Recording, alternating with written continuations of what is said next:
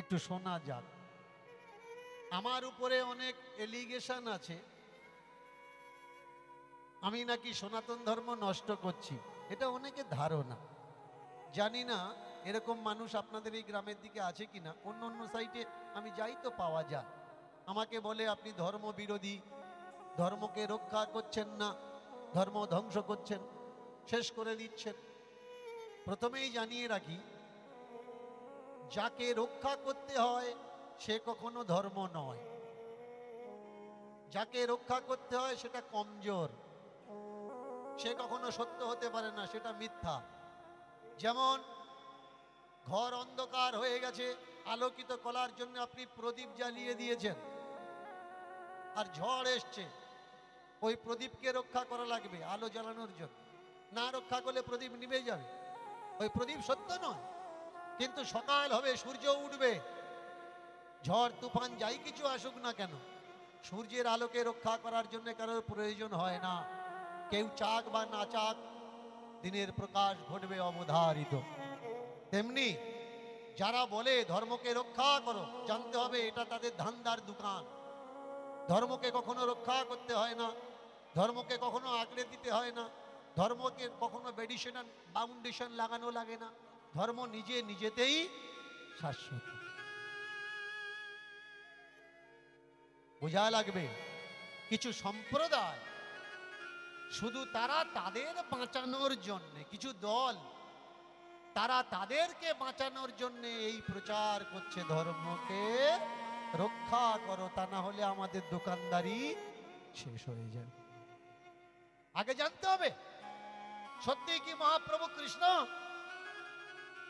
নাকি তিনি কৃষ্ণের মাধ্যম দ্বারা এক যোগ সূত্রে জগৎকে এক করতে চেয়েছিলেন।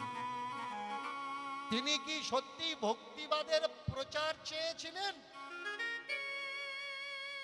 নাকি নাস্তিকবাদী তথা সত্যবাদীর প্রচার চেয়েছিলেন? কৃষ্ণের, মহাপ্রভুর অনেক মিথ্যা গল্প আমরা শুনেছি, কাল্পনিক গল্প শুনেছি, কিন্তু তার যে বাস্তব প্রেক্ষাপট, সে পটগুলো আমাদের সামনে তুলে ধরা হয় না। ছোট্ট একটি পট তুলে ধরছি। মহাপ্রভুর মা আর একটা কুকুরের গল্প আছে, আপনারা কীর্তনিয়াদের মুখ থেকে শুনে থাকবেন। একটা কুকুর বাচ্চা গঙ্গায় ফেলে দিয়েছিল। সেই কুকুর বাচ্চা মহাপ্রভুর মায়ের নির্দেশে, মহাপ্রভু বলেছিল রাখবো কোথায়, বলে একটা ভালো জায়গায় বেঁধে রাখ, যেখানে এর অসুবিধা হবে না। মহাপ্রভু সিধা সেই কুকুরের বাচ্চাটা এনে ঠাকুর ঘরে, ওই যে আসন করা থাকে ঠাকুরে, চারটে খুঁটি দ্বারা একটা মন্দির মতো ঠাকুর ঘরের ভেতরে করা থাকে না, বসানো থাকে না। অনেকের বাড়িতে পাথরের আছে, আবার অনেকের বাড়িতে কাঠের আছে। তো মহাপ্রভু সিধা এসে ঠাকুর ঘরে ওই বেদির একটা ডান্ডার গায়ে বেঁধে রেখেছে। মহাপ্রভুর বাবা পূজা করতে গিয়ে বলে এ কাজ কে করেছে? এ কাজ কে করলো? ঠাকুর ঘরে কুকুর ঢুকেছে, কে বেঁধেছে? নিশ্চয়ই ওই নিমায়ের কাজ। বলে না না, এ তোমার ছেলে করতে পারে। পরে গিয়ে জানা গেল কি এ কাজ নিমাই করেছে। কেন করেছি সেই কাজ? নিমাই বলে উঠলে, মা তুমি যে বলেছিলে না এমন এক জায়গায় বেঁধে রাখো যেন ওর কোনো অসুবিধে না হয়। ঠাকুর ঘরটা এমন একটা জায়গা যে জায়গায় ওর কোনো অসুবিধা হবে না। এই ছোট্ট একটু চরিত্র জীবনীর মাধ্যমে আমরা বুঝতে পারি তিনি আমাদেরকে কি মেসেজ দিতে চাচ্ছেন, বলতে চাচ্ছেন, কি বোঝাতে চাচ্ছেন। একটা লোক 4 ঘন্টা কথা বলল, সেই 4 ঘন্টার ভিতরে তার একটা উদ্দেশ্য থাকে। সারা জীবন চেল্লাচ্ছে, এই সারা জীবন চিল্লানোর ভিতরে তার একটা উদ্দেশ্য থাকে। আর এই উদ্দেশ্যটা যদি কেউ ধরতে পারে তাহলে সে বুঝতে পারবে যে ওই মানুষটা করতে চাচ্ছে কি। তো মহাপ্রভুর এই ছোট্ট গল্প দ্বারা আমরা বুঝতে পারি তিনি আমাদের বলতে চাইলেন কি। ঠাকুর ঘরটা কারোর জন্যে অসুরক্ষিত নয়, ওই জায়গাটা এমন একটা জায়গা সকলার যাওয়ার অধিকার আছে, সবাই যেতে পারে, সবাইকে রাখা যেতে পারে। কিন্তু একদল বীজের কলার মতো গজিয়ে উঠেছে গ্রামে গ্রামে। এরা বলছে যে সে ঠাকুর ঘরে ঢুকতে পারবে না, ওটা ওদের বাবা কেলে প্যাটেন সম্পত্তি, ঠাকুর ঘরটা ওরা দখল করে বসে আছে, যে সে যেতে পারবে না, শুধুমাত্র আমরা যাব, আর আমাদের মতো যারা, আমাদের দলের লোক যারা, তারা যাবে। কিন্তু কুকুর বেঁধে মহাপ্রভু প্রমাণ করে দিয়েছেন ওই জায়গাটায় যাওয়া সকলার অধিকার আছে, কোনো বাধা নেই, কোনো নিষেধ নেই। কিছু কতিপয় মানুষ তারা বলছে আমি ধর্মকে নষ্ট করছি। ভালো করে মন দিয়ে শুনবেন কথাগুলো। এখন মানুষ কনফিউশনে পড়েছে, কে কি বলছে। দীনকৃষ্ণ ঠাকুর বলছে সে ধর্মকে রক্ষা করছে, আর যারা তার বিরুদ্ধাচরণ করছে তারা বলছে ধর্ম দীনকৃষ্ণ ঠাকুর নষ্ট করছে। তাহলে ঠিক কোনটা? আজকের কীর্তনের মাধ্যমেই আমরা জানব কোনটা সত্য, কোনটা মিথ্যা, আর কোনটা আমাদের করা উচিত, কোনটা আমাদের করা উচিত নয়। প্রেম সে ছোট্ট একটা শব্দ, তার নাম হলো ভগবান।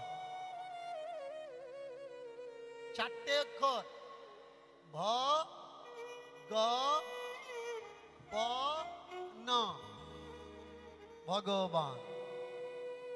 আর কটা মাত্রা জুড়ে হলো কি একটা আশ্রয়,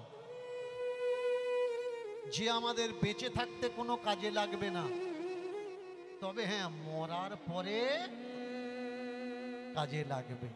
কিছু মানুষ বলছে আর কি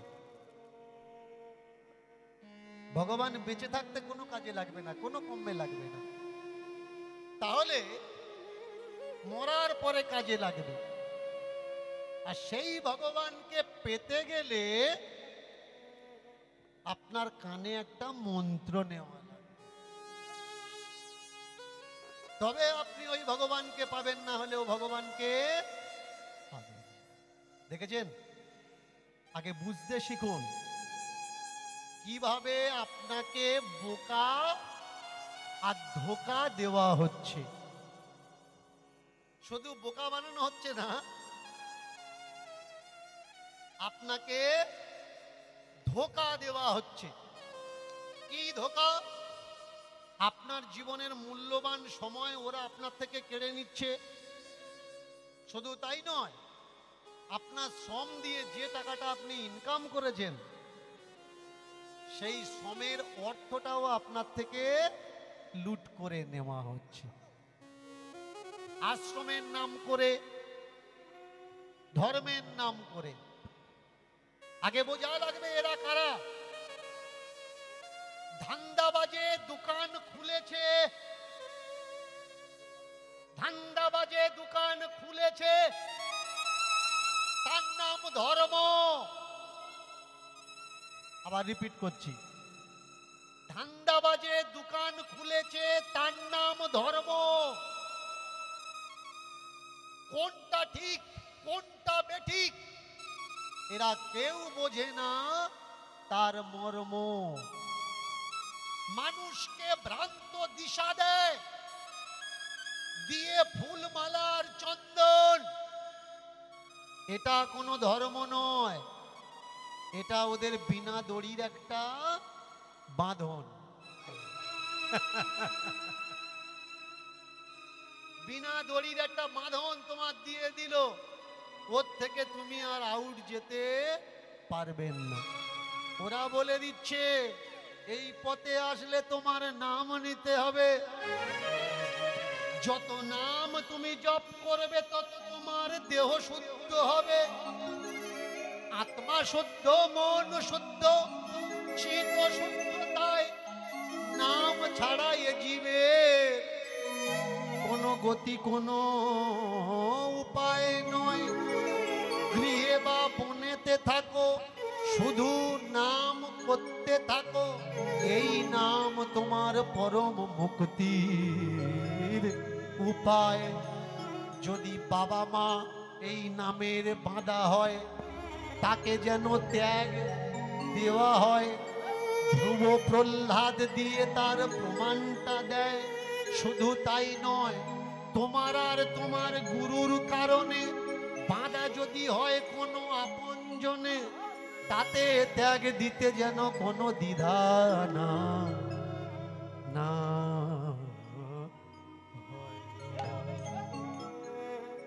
আজকের একটা লীলার মাধ্যমে আমরা জানবো যে ভগবানকে পেতে গেলে, উপলব্ধি করতে গেলে সত্যি কি দীক্ষার দরকার হয়, সত্যি কি কোনো সম্প্রদায়ের দরকার হয়, সত্যি কি কোনো আশ্রম, কোনো তীর্থের প্রয়োজন হয়, নাকি ভগবানকে এমনিতে উপলব্ধি করা যায়। আজকের যে লীলাটা শুনবো, সেই লীলাটা হলো রাজস্থানের যিনি রাজা পরশুরাম, সেই রাজা পরশুরামের কথা আমরা শুনব। একটাই মাত্র মেয়ে, নাম তার কি? গরমেতি বাই। ভালো করে খেয়াল করবেন, নাম কি বললাম? গরমেতি বাই। এই গরমেতি বাইয়ের বয়স 4.5 থেকে 5 বছরের আশেপাশে হবে। রাজবাড়ি, বহু মানুষ, বহু অতিথি আসেন। রাজার দরবারি যারা, প্রহরী যারা, দাড়ি যারা, তারা সেবা করায়। কিন্তু আশেপাশের বহু তীর্থ থেকে অনেক গুরু মহারাজরাও আসেন রাজবাড়িতে। আজকেরও এসেছেন তিনি। আসন দেওয়া হয়েছে বসতে, পাদ্য ধুয়ে অর্ঘ্য দেওয়াও হয়েছে। আর তিনি 2-4টে মিষ্টি মিষ্টি ভালো ভালো কথা বলছেন। এটা প্রায় আসতে থাকে রাজবাড়িতে গুরু মহারাজরা। আর এই ছোট্ট মেয়েটা পর্দার আড়াল থেকে এদেরকে দেখতে থাকে যে এরা কারা। আশেপাশে দাসদাসী যারা যারা কাছে থাকে তাদের জিজ্ঞাসা করে। তারা বলে, ও রাজকুমারী, এদেরকে চেনো না? এরা হচ্ছে গুরু মহারাজ। এরা জীবনের সঠিক দিশা, সঠিক নির্দেশ তোমাকে দিতে পারে। যত প্রশ্ন এদের কাছে আছে করো, এরা নির্দ্বিধায় তোমার প্রশ্নের উত্তর দেবে, সমস্যার সমাধানও করবে। বা বা বা বা বা বা বা। বেশ, ছোট্ট মেয়েটা মনে গেঁথে গেছে যে যা প্রশ্ন আসবে তাই জিজ্ঞাসা করব, আর জিজ্ঞাসা করলে উত্তর পাব। বসেছেন আসনে, বসে 2টো হাত এইভাবে করে বলে দিয়েছে। মন দিয়ে শোনো। কর্মেতি বাই পর্দার আড়াল থেকে দেখছে গুরু মহারাজকে। আর গুরু মহারাজ বলছে, দেখো, कुछ नहीं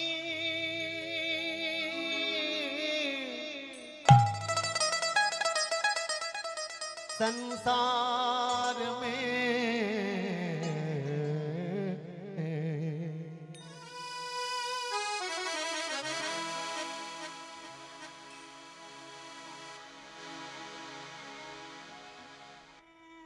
कुछ नहीं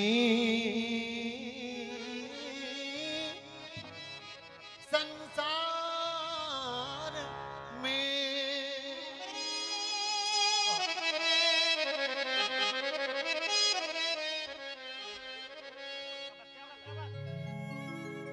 जग सोना जग सोना क्यों आना और जाना, क्यों आना और जाना। जीवन आने जाने के मेला है, एक छोटा सा खेला। जीवन आने जाने का मेला, एक छोटा सा खेला।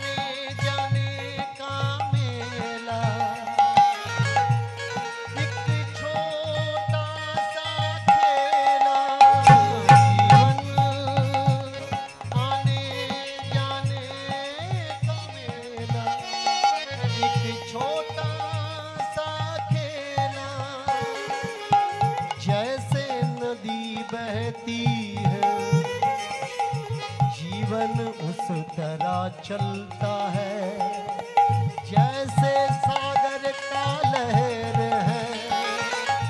जीवन उठता गिरता है, सुना सोना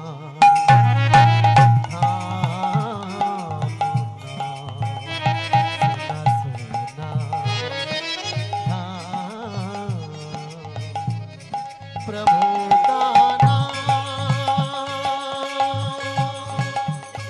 प्रभु का नाम, प्रभु का नाम।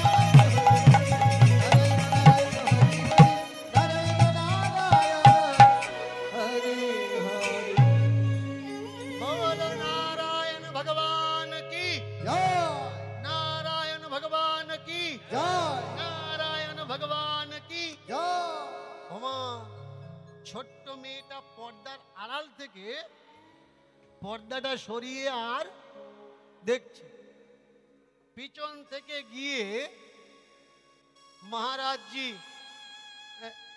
গায়ে হাত লাগিয়ে দিয়েছে। এই, কি দেখছো? বাবা, মহারাজজিকে দেখছি গো। মহারাজ দেখছো? যাবে নাকি, কাছে যাবে নাকি? হ্যাঁ বাবা, আমি যাব। বাবা, আমার যেতে দেবে? বাবা, আমি কাছে যেতে পারবো? আমি কথা বলতে পারবো? আমি জিজ্ঞাসা করতে পারবো? খেয়াল করুন, 5 বছরের মেয়ে। কোনো মানুষ যখন তার কর্মের জন্য স্পেশাল হয়ে যায়, ভিআইপি ভিভিআইপি হয়ে যায়, তার সমাজে যখন চাহিদা বাড়ে, শুধু দেখা নয়, তার কাছে যাওয়া, তাকে স্পর্শ করা, তার সঙ্গে কথা বলার জন্যেও তাকে যারা ভালোবাসে ব্যাকুল হয়ে থাকে। একটু যদি কাছে যেতে পারতাম, একটু যদি কথা বলতে পারতাম। একে গুরু মহারাজ আবার ধাম থেকে এসেছেন, তীর্থ থেকে এসেছেন, কিন্তু ওই ছোট্ট মেয়েটার মনে ওসব নেই যে ও গুরু মহারাজ বা ধাম থেকে এসছে, ওসব নয়। তার মনে যে প্রশ্ন, সে জানতে পেরেছে জিজ্ঞাসা করলে উত্তর দেবে, এই তার জিজ্ঞাসা।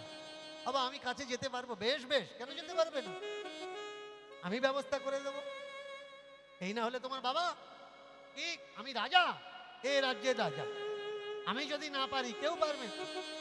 ব্যাস, রাজ আজ্ঞায়, রাজার নির্দেশে গুরুদেবের সেবার ব্যবস্থা, বিশ্রামের ব্যবস্থা করা হয়েছে। গুরুদেব বিশ্রাম নিচ্ছেন, আর সন্ধ্যার পরে ছোট্ট মেয়েটাকে নিয়ে ঢুকেছে মহারাজ পরশুরাম। সর্বপ্রথম করজোড়, বিনম্র, বিনতি ভাব, করজোড় করে ঢুকেছে। মহারাজের জয়। মহারাজ দণ্ডবাদ প্রণাম। আরে আরে আরে মহারাজ, আসুন আসুন আসুন আসুন আসুন, বসুন। একেবারে যত্ন করে ডেকে কাছে নিয়েছেন। তীর্থে থেকে আগত গুরু মহারাজ। কে আছিস? তাড়াতাড়ি করে মহারাজের জন্য সিংহাসন এনে দেওয়া হয়েছে। এনে দেওয়া হয়েছে রাজকুমারীর জন্য সিংহাসন। লাফিয়ে উঠে ওই সিংহাসনে না বসে বাবা যেখানে বসেছে মহারাজ পরশুরাম, পরশুরামের কোলের উপরে 5 বছরের মেয়েটা উঠে বসেছে।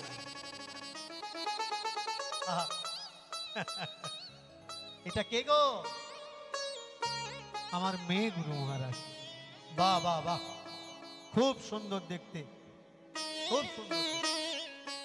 আমরা যেমন এখন যদি কারোর বাড়িতে যাই আর কোনো ছোট বাচ্চা আমাদের সঙ্গে দেখা করতে আসে, আমরা প্রথমেই জিজ্ঞাসা করি কি কি লেখাপড়া করছে তো, পড়াশোনা করছে তো, বা কোন ক্লাসে পড়ছো, রোল নাম্বার কত? কিন্তু পরশুরামের মেয়েকে দেখে গুরু মহারাজ কি বলছেন? শতপুত্রের জননী হও। কি ডেঞ্জারাস আশীর্বাদ দেখেছেন? শতপুত্রের জন্য। যারা এই আশীর্বাদ গুলো দেয়, তারা যদি একটা বাচ্চা পেটে ধরতো, আমি কখনো চিন্তা করি এগুলো, হ্যাঁ ভাবি যে ওরা কাউকে এই আশীর্বাদ কখনো দিত না যে শতপুত্রের জননী। মা হওয়া মুখের কথা, এ কি ধর্মগ্রন্থ? হ্যাঁ, এ কি কেতাবি মা হওয়া? কান থেকে বাচ্চা হচ্ছে, নাভি থেকে বাচ্চা হচ্ছে, বাচ্চা এরকম হয় না? যে বাচ্চা পেটে ধরেছে, জন্ম দিয়েছে, মা হয়েছে, সে জানে মা হওয়ার ব্যথাটা কত, মা হওয়ার যন্ত্রণা। ছেলেরা তো মুখের ওপরে বলে দেয় তুমি আমার মা না, তুমি আমার বাবা হওয়ার যোগ্য না। আরে যেদিন বলছিস যে তুমি আমার মা না, মা হওয়ার যোগ্য না, কোনো কারণে একটা হাতের হাড় ভাঙ, একটা হাড় ভাঙ, আর সেই হাড় ভাঙা যন্ত্রণাগুলো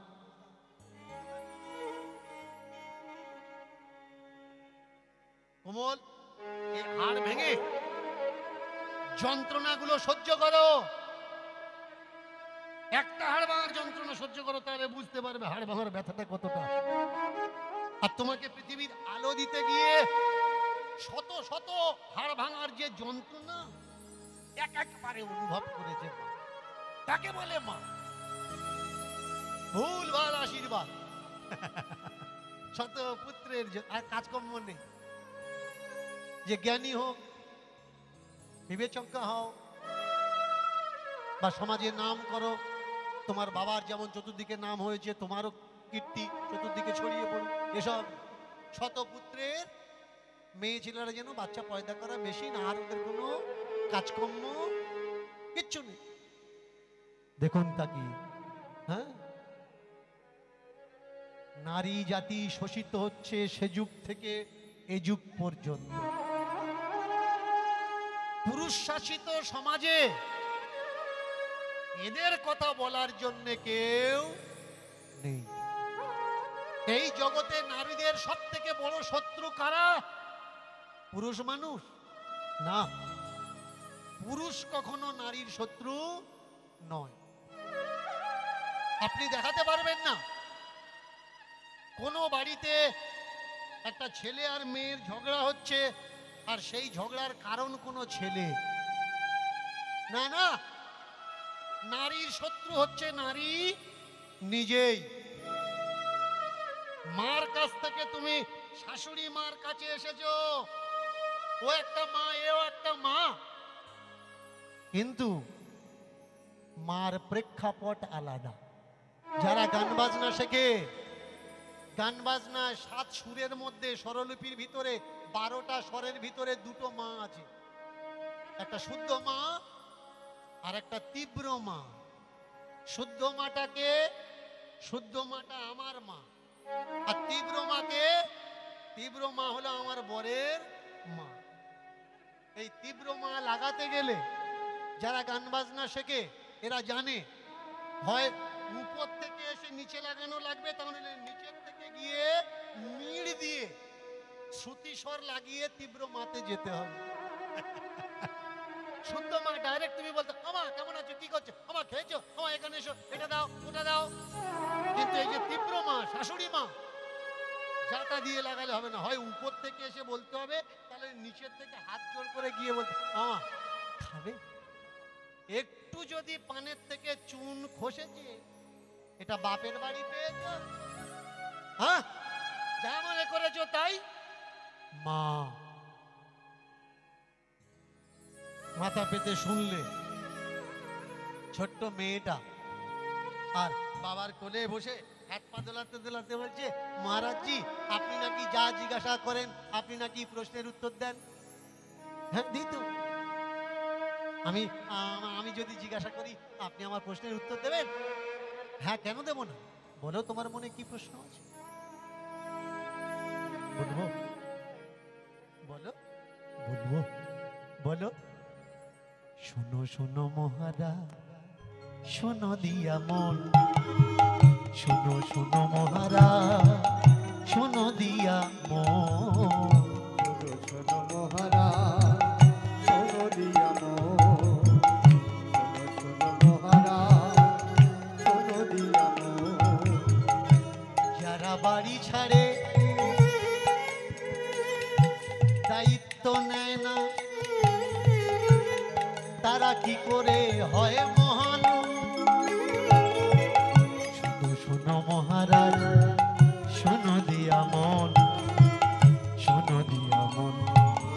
আরে শোনো শোনো মহারাজ, শোনো দিয়া মন, শোনো দিয়া মন, শোনো শোনো মহারাজ, শোনো দিয়া মন, শোনো দিয়া মন। যারা বাড়ি ছাড়ে, যারা দায়িত্ব নেয় না কারো, তারা কি করে হলো মহান? তারা কি করে হলো মহান? তারা কি করে হলো মহান? তারা কি করে হলো মহান? প্রশ্ন শুনে মহারাজ মাথায় দিল হাত, ওরে বাপরে, এ তো ছোট নয়, এ যে আমার বাপ।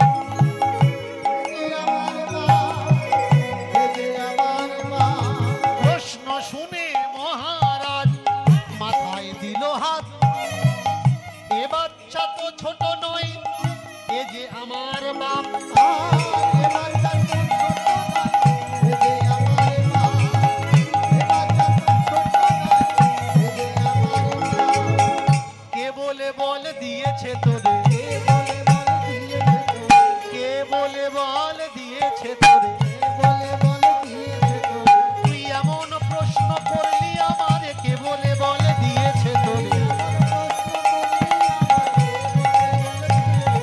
তুই এমন প্রশ্ন করলি আমার, কে বলে বল দিল তোরে, আমার প্রশ্ন করলি উলুধ্বনি, উলুধ্বনি।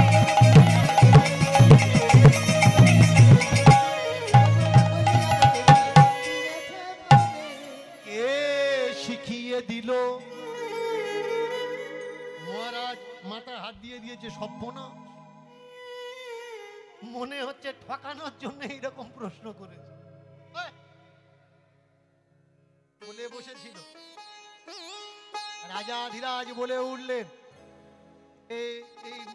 এর কথা কিছু মনে করবেন না, এইরকমই মাঝে মধ্যে এমন এমন আনাপ শানাপ জিজ্ঞাসা করে, আমরা ঘাবড়ে যাই। খেয়াল করবেন,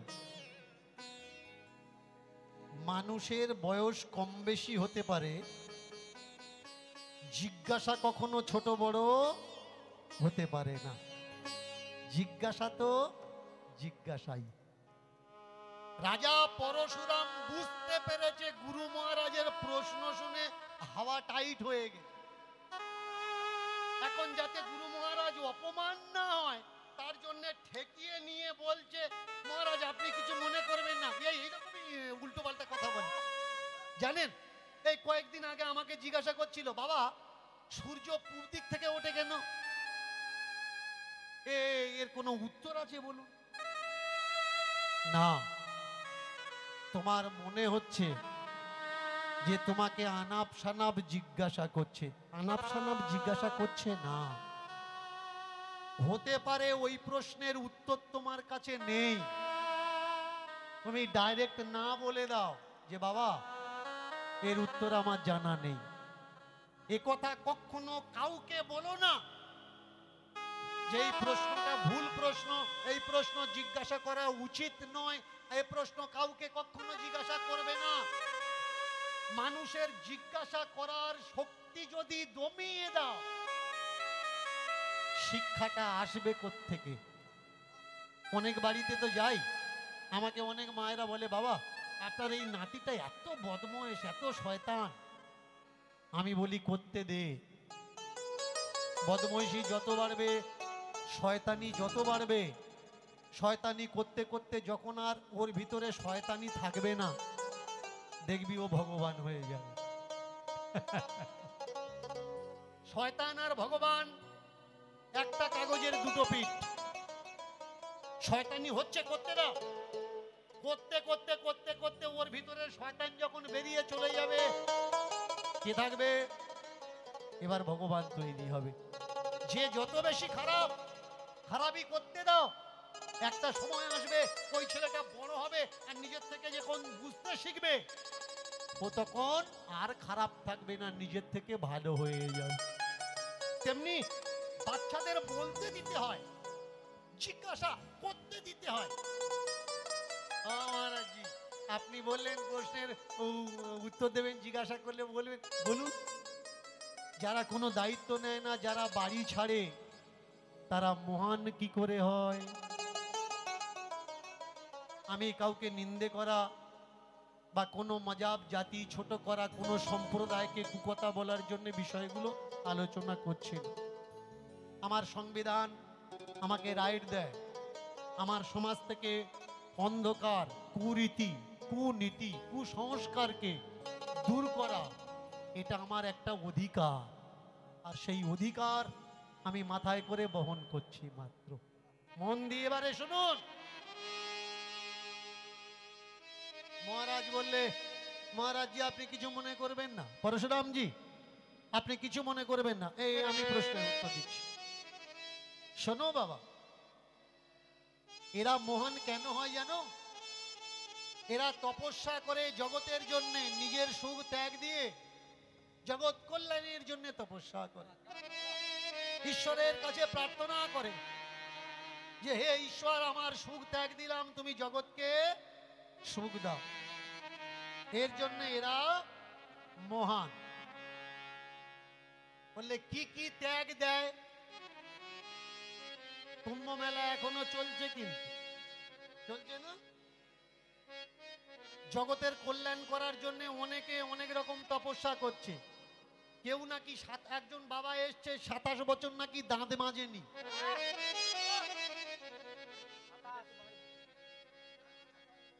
27 বছর দাঁত মাজেনি। চিন্তা করেছে ও দাঁত মাজেনি বলে জগতের নাকি কল্যাণ।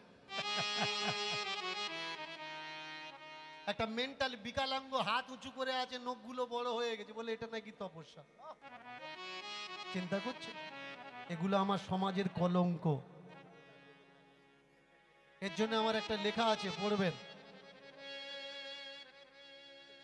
ভণ্ডেরা সাধু সেজেছে ভরে গেছে দেশ, শয়তানে সাধু সেজেছে ভরে গেছে দেশ, আমরা এদের চিনতে পাচ্ছি না, কারণ এরা পড়েছে সাধুর বেশ। এ সব বড় বড় চুল্লুখোর আর গাঁজাখোর, গিয়ে দেখবেন ছিলি মোড়াচ্ছে, এরা নাকি সনাতন ধর্ম রক্ষা করছে। মদখোর আর গাঁজাখোর যদি সনাতন ধর্ম রক্ষা করে, তা নষ্ট কারা করছো ভাই? কেউ কেউ আবার আছে কাঁটার ওপরে শুয়ে নাকি দেশের কল্যাণ করছে। সত্যি বলছি, অনেকে আছে মাথা পাগড়ি বেঁধে পায়রা রেখে দিয়েছে, এটাও নাকি একটা তপস্যা, দেশের মঙ্গল হচ্ছে। অনেকে আবার চুলের ভেতরে ধান ছড়িয়ে দিয়ে জল ছড়িয়ে দিয়েছে, কলা বেরিয়ে ধান গাছ বেরিয়েছে। ও কোন কমে লাগবে? এটা নাকি ধর্মের রক্ষা হচ্ছে, এরা নাকি ত্যাগ দিচ্ছে আমার সমাজ আমার রাষ্ট্রের মঙ্গলের জন্য।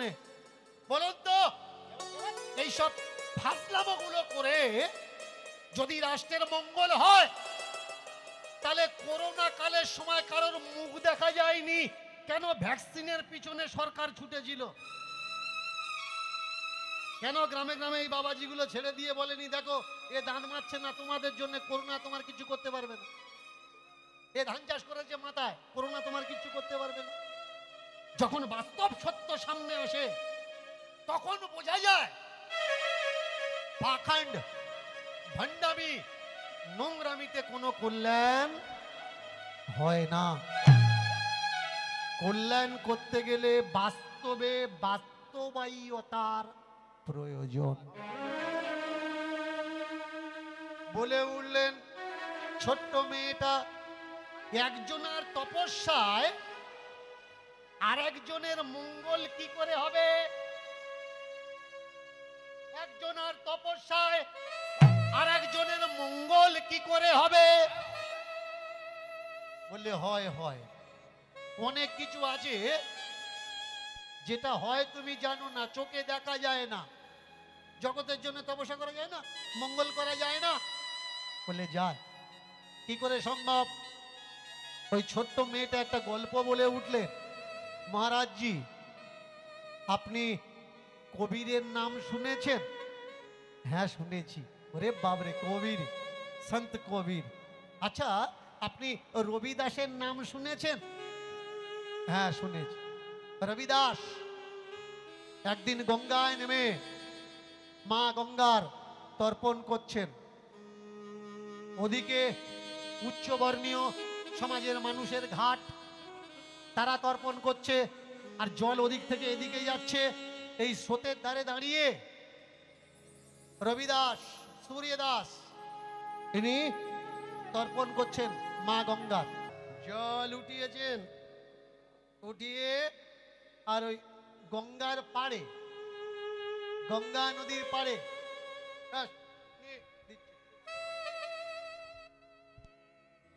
খেয়াল করবেন, আমরা জলে নামি না, গঙ্গা জলে স্নান করি, করে মা গঙ্গাকে জল দিই, সূর্য দেবতাকে প্রণাম করি। কেন সবাই করে?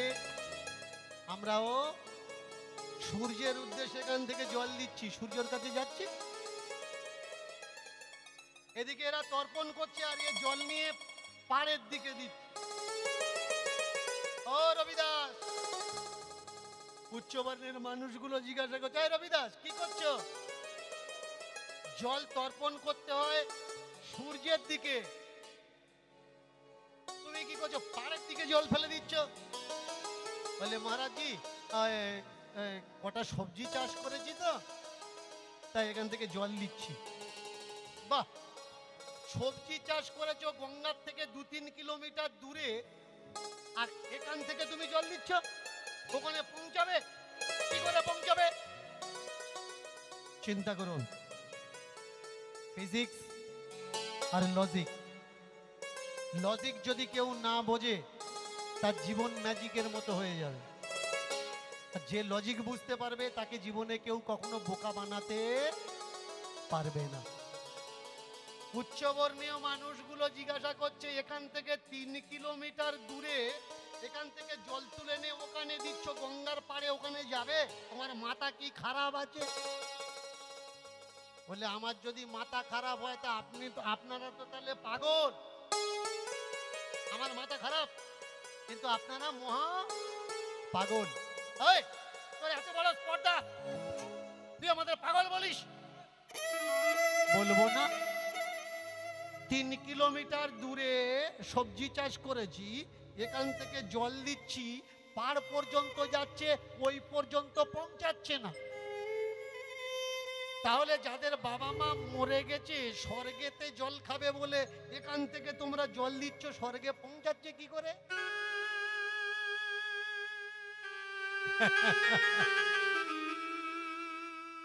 কি পিণ্ড দাও তো?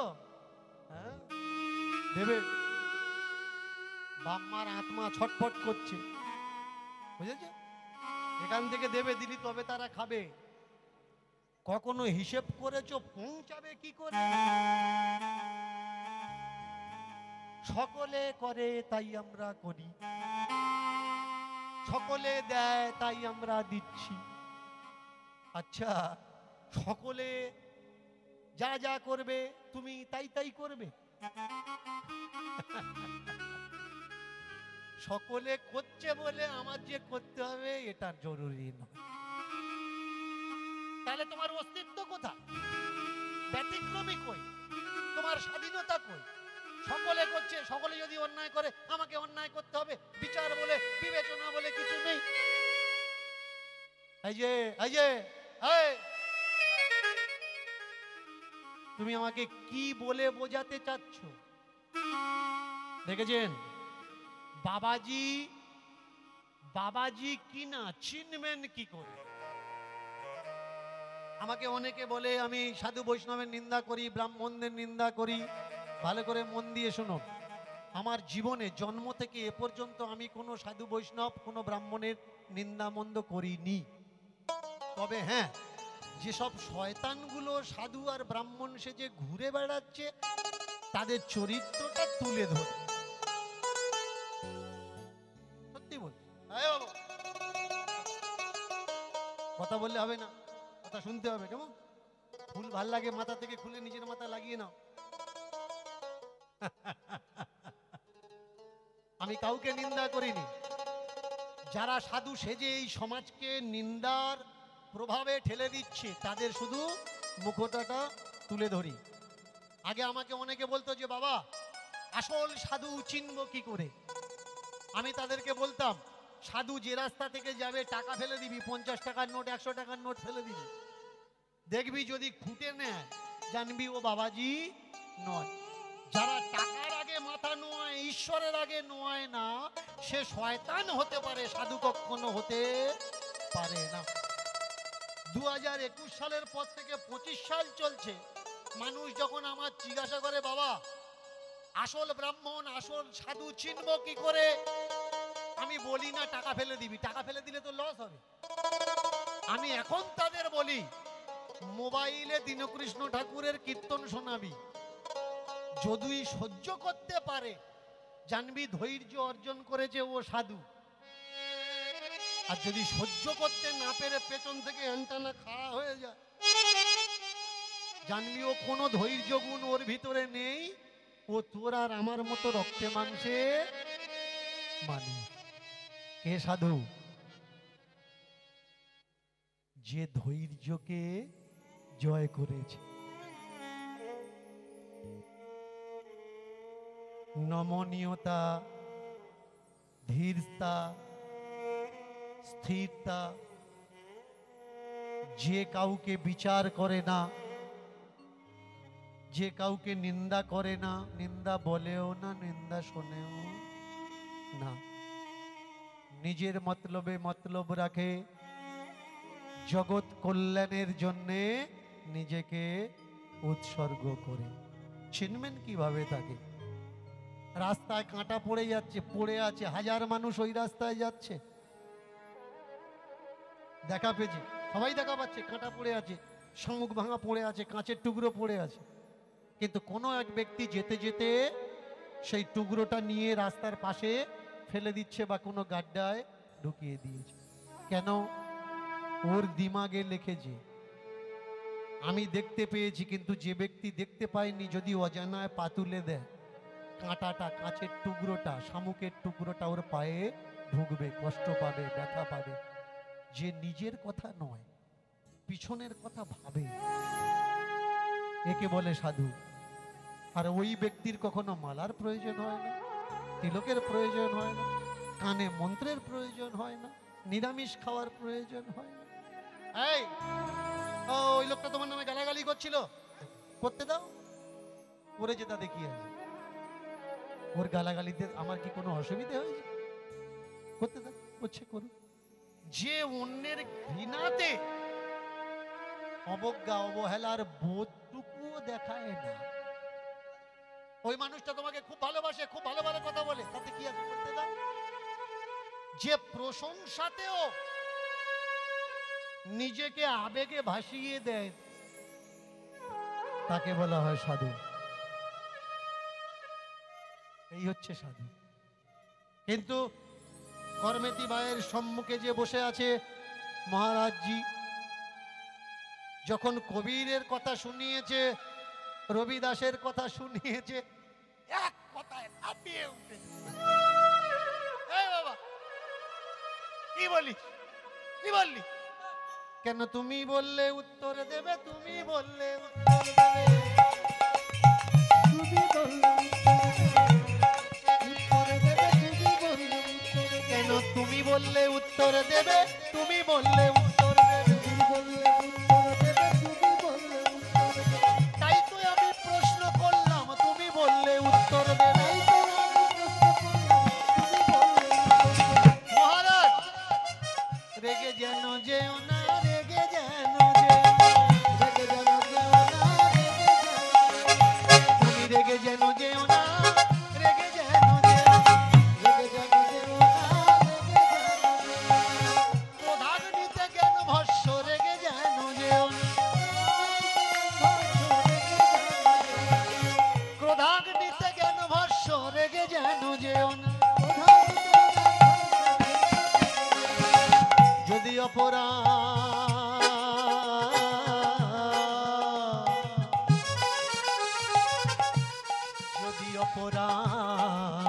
করে থাকি, মাফ করে দাও, যদি অনুমতি দাও তো আমি আর প্রশ্ন করব না, আমি চুপ হয়ে যাব। তুমি যেন রাগ করো না, যেন রাগ করো না,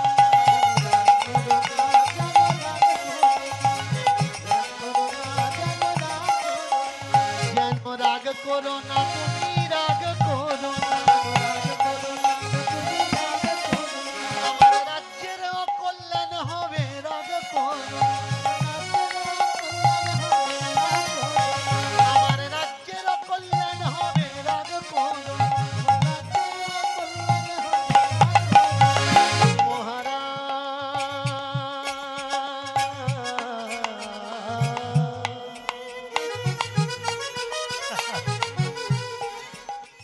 ধৈর্য ধৈর্য ধৈর্য ধরো, ধৈর্য ধরো, রাগ করো না। রাগের ভালো নাম হচ্ছে ক্রোধ। আর ক্রোধ কোনো বরফ হয় না, আগুন হয়। কোনো ঘরে আগুন লাগলে যেমন সে ঘরের সবকিছু জ্বলে পুড়ে ছাই হয়ে যায়, কিচ্ছু নেওয়ার মতো থাকে না। একটা কাঁথা যদি একটুখানি পুড়ে যায়, ঘরের আগুন লাগার আগুনে ওই কাঁথাটা ব্যবহার করা যায়? কেউ করবে? নর্দমায় ফেলে দিয়ে আছে। দামি বালিশ মেনে চলো 2 ইঞ্চি পুড়ে গেছে, ব্যবহার করবেন? করা যাবে না। আর যা কিছু বেঁচে থাকবে ও তো ধোঁয়ার গন্ধে গন্ধ হয়ে যাবে, কোনো ব্যবহারের লায়কও থাকবে না। তাই মহারাজ যদি রাগ করো, ক্রোধ করো, এই ভিতরে অন্তরাত্মায় যে জ্ঞান স্বরূপ সম্পত্তি আছে সব জ্বলে পুড়ে নষ্ট হয়ে যাবে মহারাজ। রাগ করো না, করো না, করো না। বলতে বলেছ তাই বলে দিলাম। ওরা তো বলেছিল যা প্রশ্ন করবে তার উত্তর পাবে, তাই আমি আমার প্রশ্ন সম্মুখে রেখে দিলাম। যদি অনুমতি দাও তাহলে কিছু বলি, না হলে আমি আমার কাজে চলি। রাজা পরশুরাম বলে উঠলে, এ ছোট মানুষ, এর কথায় কিছু মনে করবেন না। মহারাজ যেন রাগ করবেন না, যেন চলে যাবেন না। বৈষ্ণব যদি ঘর থেকে রাগারাগি করে চলে যায়, ঘরের অকল্যাণ হয়ে যায়, সে ঘরের মঙ্গল হয় না। অনেকে ভাগ্যের ফলে ঘরে বৈষ্ণব আসিয়া মেলে, বৈষ্ণব সেবায় ব্রতী হও মন। যদি না পাও ভগবান দর্শন, দুঃখ করো না কবু সারা জীবন। বৈষ্ণব দেখিলে একবার মাথা নোয়াবে শতবার। বৈষ্ণব হলো ভগবানের প্রতিচ্ছবি, প্রতিমূর্তি। এখন বৈষ্ণব সেবা সেবা করো। যদি বৈষ্ণব বৈষ্ণব দেখো, বৈষ্ণব সেবা সেবা করো। তুমি যদি বৈষ্ণব বৈষ্ণব দেখো,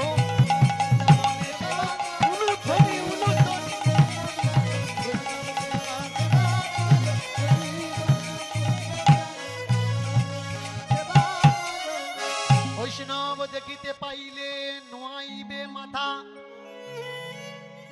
বৈষ্ণব এত সাধারণ জিনিস নয়, ভালো করে মন দিয়ে শুনবে। বৈষ্ণব কোন ছেলে খেলা নয়। বৈষ্ণব দেখিয়া যেজন না নোয়ায় মুন্ড,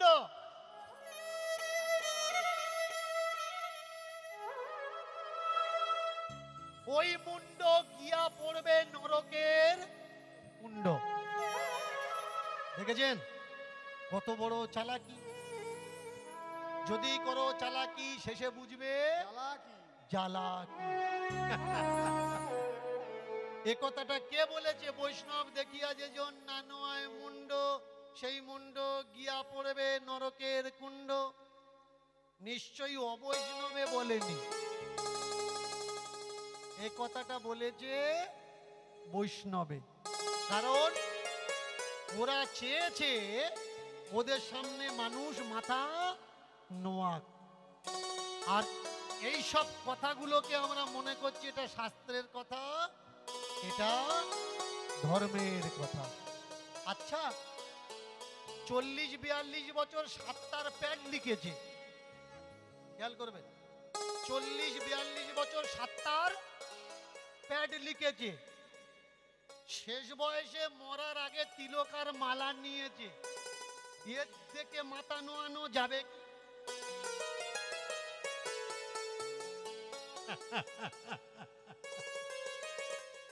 20 বছর মোড়ের মাথায় লটারির টিকিট বিক্রি করেছে। টিকিট কেন? ভাগ্য পরিবর্তন হবে। নিজেরও হয়নি, যারা টিকিট কেটেছে তারাও রাস্তায় ঘুরে বেড়াচ্ছে জায়গা জমি বিক্রি করে দিয়ে, দেনা করে দিয়ে। যে বিক্রি করতো ও সাধু হয়েছে, যারা কাটতো ওরাও সাধু হয়েছে। এদের দেখে মুন্ডু নোয়া। তাহলে এখন নোয়াবে তো কার থেকে নোয়াবে? রেগে উঠেছে বাবাজি। এই, কি বলিস রে? উল্টো পাল্টা কথা বলছিস।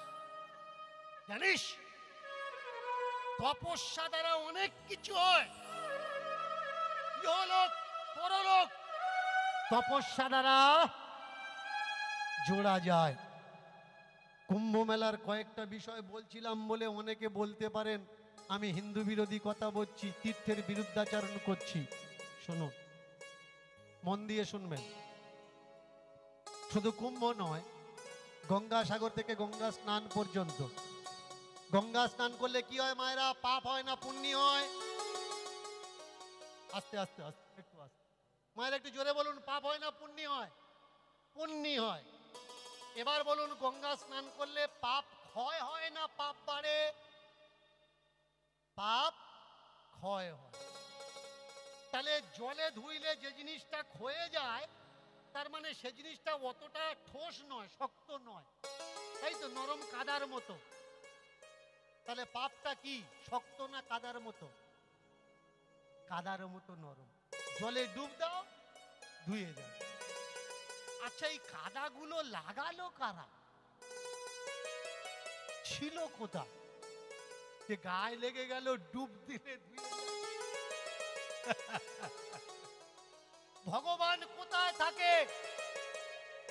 পবিত্র জায়গায় থাকে, তাই তো? ভগবান কোথায় থাকে? পবিত্র জায়গায় থাকে। পায়খানা পেশাবের ভেতরে থাকে? থাকে না। যেখানে কোটি কোটি লোকের সমাগম হয়, সেই জায়গাটা ভালো থাকে বলে মনে হয়? 1 কোটি লোক যদি একসঙ্গে পায়খানা করে আর পেশাব করে, ওই জায়গাটা কি তৈরি হবে? ইমেজিং করো। যদি বিশ্বাস না হয়, কোন সময় কোন বড় তীর্থে মেলায় গিয়ে দেখো। বাড়ির কাছে বীরভূমে কীর্তনের মেলা হয়, জয়দেবের মেলা। আমার জীবনে আমি একবার গেছি আর প্রণাম করে নিয়েছি, জয়দেব আবার জন্ম নিবি, অন্যদিকে যাবি, সেখানে যাব, কিন্তু এখানে আমি আর আসবো না। কেন বলেছি? যে আশ্রমে গিয়ে উঠেছি, সংক্রান্তির আগে গিয়ে উঠেছি, দেখলাম যখন যাচ্ছি খুব পরিষ্কার পরিচ্ছন্ন, বাইরে বেরোয়নি, গান বাজনা চলছে। একদিন পরে যখন রাস্তায় এসছি, দেখছি একটা করে জল। আমি জিজ্ঞাসা করছি বৃষ্টি হলো কখন? আমরা ভিতরে ছিলাম, বুঝতে পারলাম না। বললো না না, মুতেছে।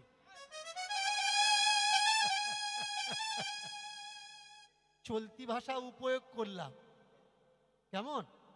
তুমি তো গঙ্গা স্নান করতে যাবা, কিন্তু যেটা মারিয়ে যাচ্ছ, নোংরা হলে ডুব মারলে পরিষ্কার হয়ে গেলে, তা তোমার বাড়ি পর্যন্ত যেখানে তুমি আছো আসবে কি করে? কোন কায়দা? ক্ষেত্র বানানো লাগবে। তাহলে অতগুলো পাপির পেশাব পায়খানা, বুঝতে পারছো? তুমি মারিয়ে মারিয়ে যাচ্ছ, যে সুখ না যন্ত্রণা। তবু মানুষ মনে করছে ডুব দিলে পাপ নাকি আর থাকবে না। এরা কারা? কি খায় এরা? মাঝে মধ্যে চিন্তা করি, যে খাবার খাওয়ার পরে এই বুদ্ধিগুলো মাথায় আসে যে ডুব দিলে নাকি পাপ নষ্ট হয়ে যায়।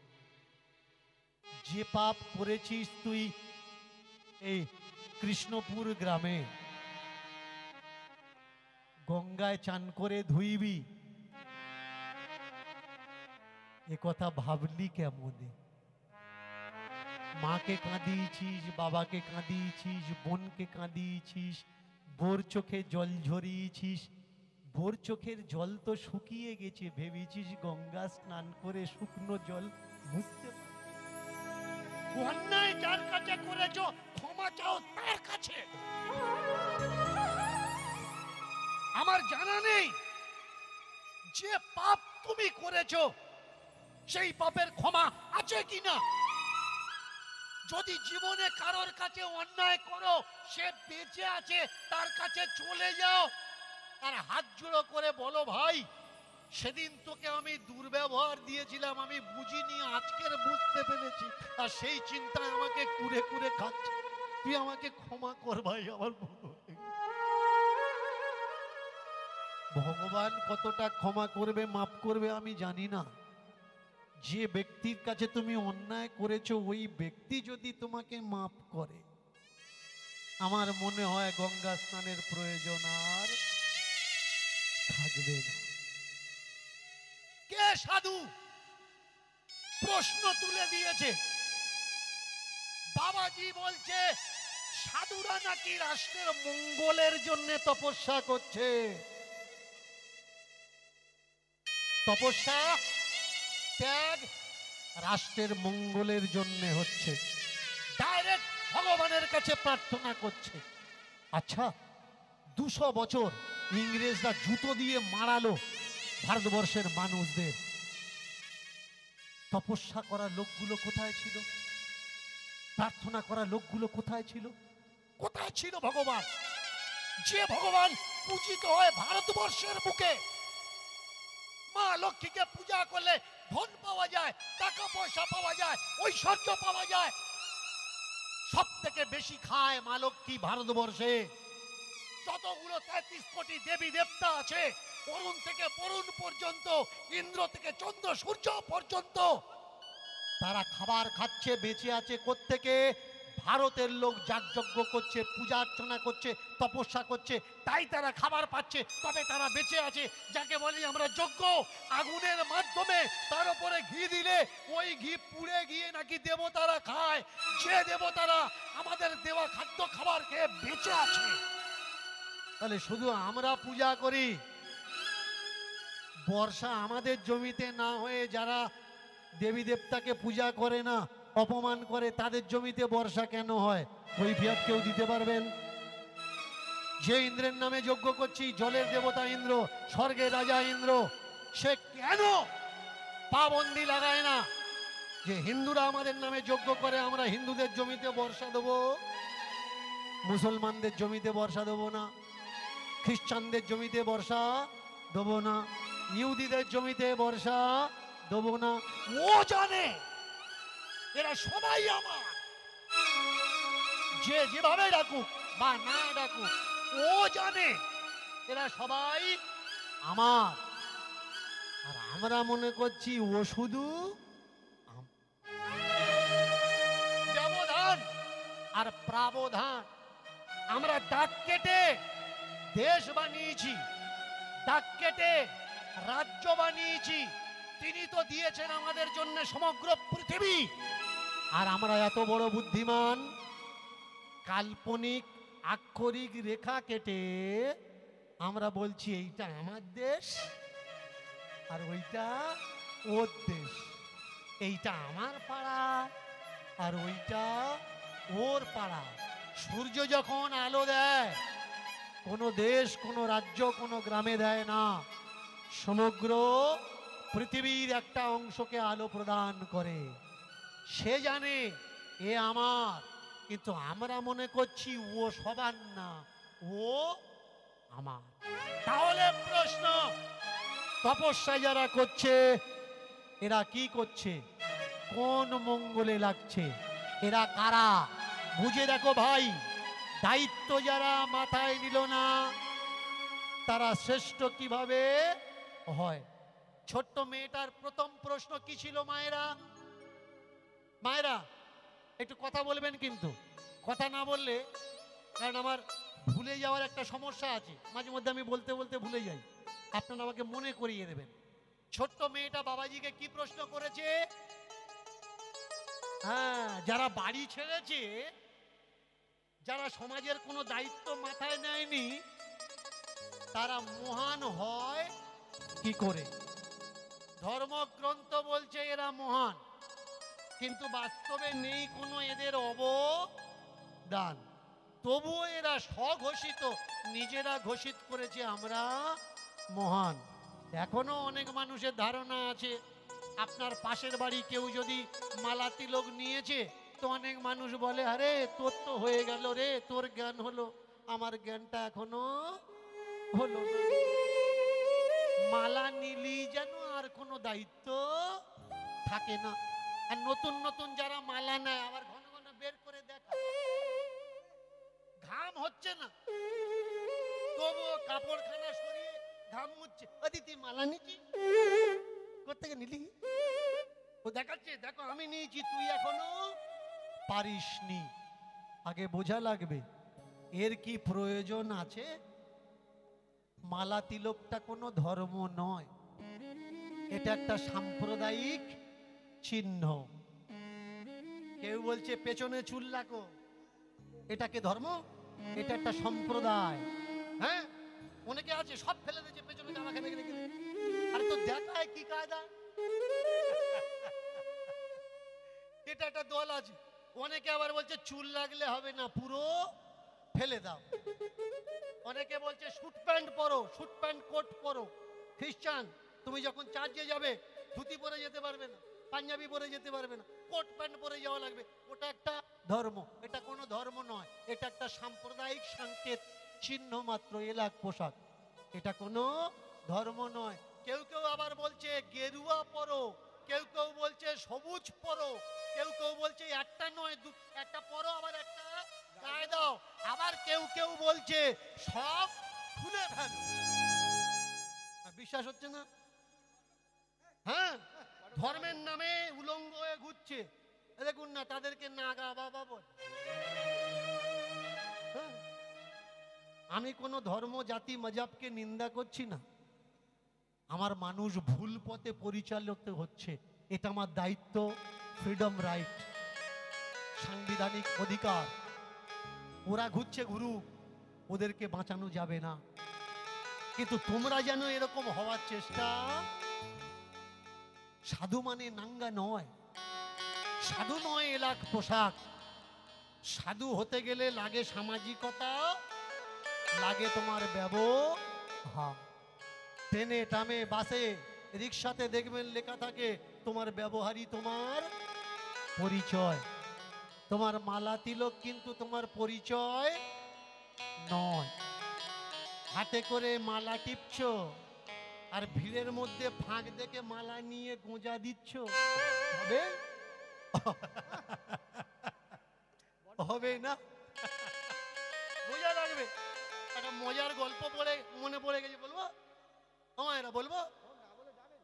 যদি বলো তাহলে বলি। একটা মেয়ে, তিনটে বিয়ে হয়েছে, দুটো মারা গেছে। তিনটে বিয়ে হয়েছে, দুটো মারা গেছে। একটা ওই হসপিটালে খাবি টানছে, আর এতে হাতে মেহেন্দি করে এ বসে আছে, মানে আর একটা অর্ডার আছে, বিয়ে করবে। হ্যাঁ, মেহেন্দি করে বসে আছে, বিয়ে করবে। একটা ছেলে জিজ্ঞাসা করছে, হ্যাঁ গো দিদি, তুমি মেহেন্দি করে হসপিটালে বসে আছো? বলে আমার কালকের বিয়ে গো। কালকের বিয়ে, তা তুমি আজকের কেন এসছো হসপিটালে? বলে আমার স্বামী ভর্তি আছে, বেশিক্ষণ বাঁচবে না, মরে যাবে। বলে স্বামী ভর্তি আছে, বাঁচবে না, মরে যাবে, তুমি মেহেন্দি করে বসে আছো, তোমার বিয়ে হবে? বুঝতে পারলাম না, তোমার কটা বিয়ে, কটা? বললে আগে দুটো মরে গেছে, আর এই একটা খাবি টানছে, আজকে যাবে, কালকের আবার বিয়ে করবো। বলে আগে বিয়ে মরলো কি করে? বলে প্রথমটা বিষ খেয়ে মরেছে, দ্বিতীয়টা গুলি খেয়ে মরেছে। বলে বিষ খেয়ে মরেছে, গুলি খেয়ে? বুঝতে পারলাম না। বলে এই দেখো, প্রথমটার বিষ আমি খাইয়ে দিয়েছিলাম, আর দ্বিতীয়টা খেতে চাচ্ছিল না, তার জন্য গুলি করেছিলাম।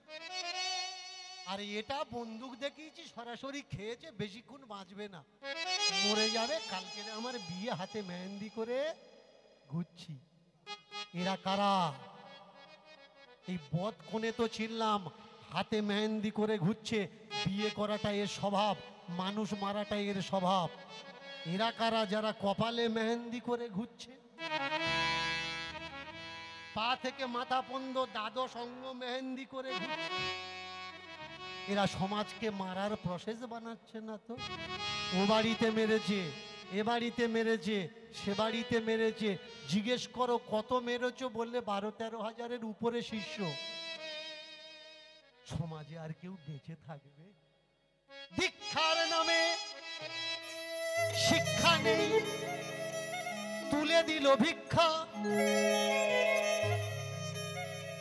দীক্ষার নামে শিক্ষা নেই, তুলে দিল ভিক্ষা। আশীর্বাদ নয়, জ্ঞান নয়, একে দিল নানান রঙের আঁকা বাবাজি। হরি হরি করো তুমি হরি পেলে কি বাবাজি হরি হরি করো তুমি হরি পেলে কি বাবাজি।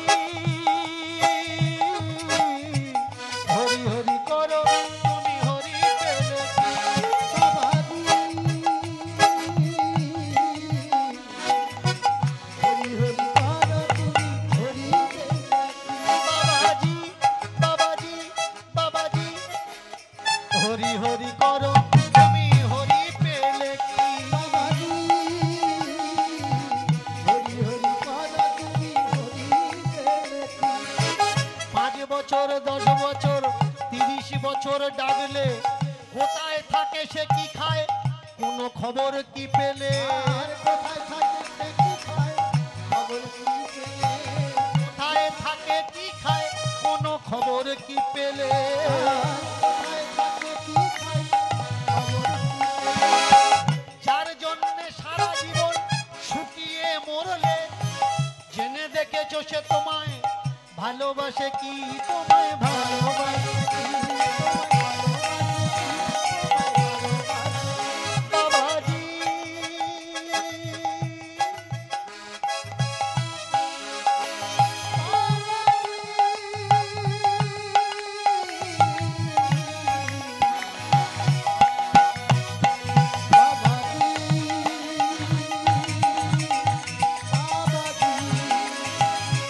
হরি হরি করো তুমি হরি পেলে কি ও বাবাজি ও বাবাজি। হরি হরি করো তুমি হরি পেলে কি